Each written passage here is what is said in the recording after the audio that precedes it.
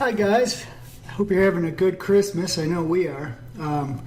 Decided to take a look at my emails today and see what's going on, and I noticed you had some questions about both the firehouse fire truck bar and the play table. One of the questions you asked is what I think this is going to cost to build. I really don't honestly know how to answer that, other than we work really hard and efficiently for a pretty good rate. And I can go over all that with you. We can bounce some more ideas back and forth. I could probably start to hammer down different components and prices for this.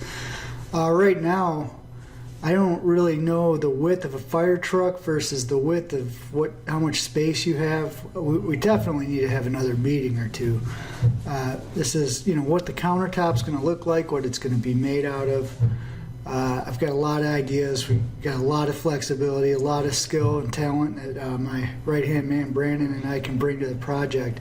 And I know we're going to be less expensive than having the actual front end of a truck shipped across the country, and not to mention turn into a bar and then shipped over. But there's a lot of things that I don't know what we're doing versus what might be better for somebody else to do. Maybe your buddy that does the decaling on police trucks or police cars and fire trucks would be the guy that we want to do the details with the stickers on the front of the truck. I'm sure they're better at it I know they're better at it than we are. We're probably going to have to get the stuff from somebody anyway, somebody like them. So that, I have to figure out what it is we're building versus what it is they're doing. I know you said you'll be able to take care of the wiring.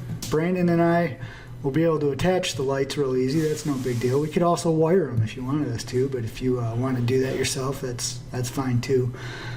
And are we cutting a tire in half, cutting a rim in half? Where do we get this tire? Where do we get this rim? I just have a lot more questions than answers. Just little details that you probably have better sources for than I do.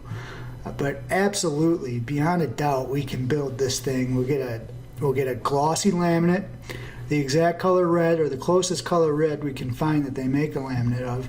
And we'll be able to build this shape. We'll be able to laminate it. We'll be able to make it look pretty darn close to real for the shell. And then once we attach everything to it, it's going to be badass. I mean, it's going to be pretty darn real. Now, right here, if there's a wheel flare, if the real truck has a flare that sticks out, we can't do that. It's going to have to be, if we're going to laminate this thing, it's going to have to be a flat panel, and I think that might be the case anyway. But we'd also have to get our hands on this piece here, or we got to make something. We can do it either way. I know there's ways that Brandon and I can make something to go here. But these are just details. I don't know what we have access to, and it's one of those projects where you just have to have some faith in us, I guess, as far as how far you want us to take it, what details you want us to work on versus you or somebody else to get this thing knocked out, and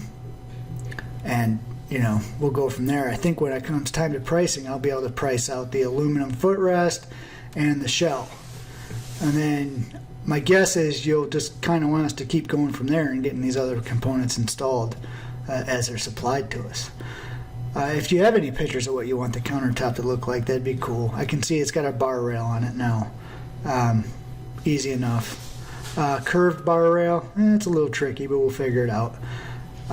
If we do a laminate top or something like that, if we can do a top that doesn't have a curved bar rail, it's going to save quite a bit of money, because we're going to probably have to have those curves custom made or custom make them ourselves, and that is a lot of setup time to have a certain radius of solid wood that big cut to a curve. I know I'm not being entirely useful on pricing here, but when we set up another meeting, before I show up, I will sit down and give you a price for I guess we'll call this the body, which is the red, just the red shell, and of course the bumper / footrest made out of diamond plate, and I'll assume we're doing some shelving inside. So easy enough. But we need to talk about, what position it's in, where the access point to the bar is, and how much room you have. We really need to spend some more time down there. I'll be much more prepared with a lot better questions next time I come out and see you guys. All right. The next question you asked was, Terry was concerned if making it out of that solid wood would make it too heavy to move.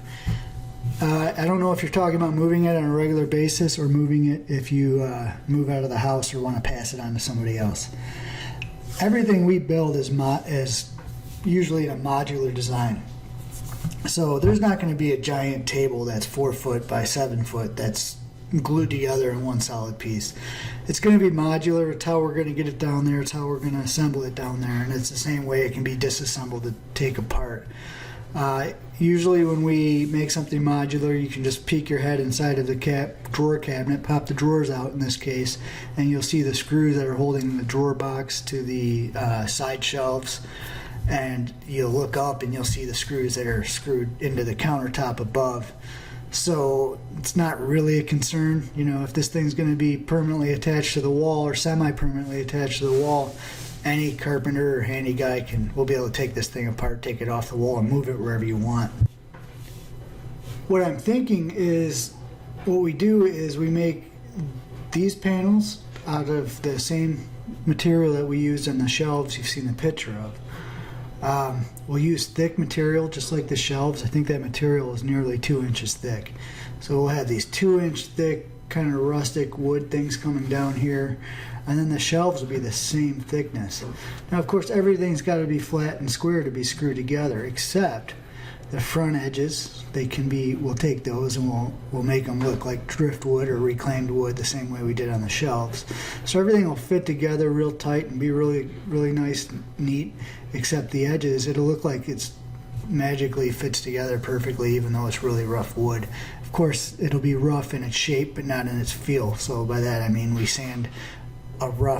take a rough shape and sand that rough shape real smooth, so it'll be really neat. I'm not even sure I want these to be rectangular. I'd kind of like to maybe do kind of a funny shape, like make it look like kind of the edge of a tree almost, kind of a reclaimed shape, and you know, maybe be symmetrical, maybe not on the other side, and have them go all the way down to the floor. I spent a good deal of time looking online trying to find an example of what I'm explaining here. Parts that aren't necessarily rectangular but they fit together.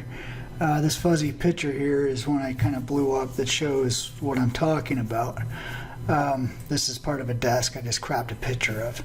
So basically I just want the drawer fronts to be, they don't have to be this extreme, but just not perfectly rectangular, but they kind of fit together as if just magically these rough pieces of wood happen to be shapes that mesh together perfectly. I took the few minutes here to make kind of a rough drawing.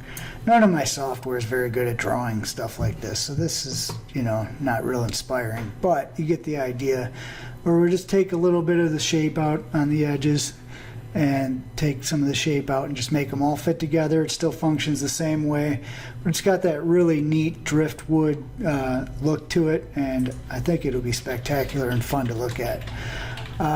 So that's my idea on that. I wouldn't necessarily raise my price on this. Sometimes for the love of the art, you have to just, you know, hope it doesn't take you too long. But either way, you have a great time building it and come up with some fantastic things to photograph and show off later. And that's really kind of what I'd like to build down there. I don't know if it has anything to do with the vision that you guys had in mind, but just let me know. Maybe we could talk about it at our next meeting. And I'll talk to you guys soon. Thanks.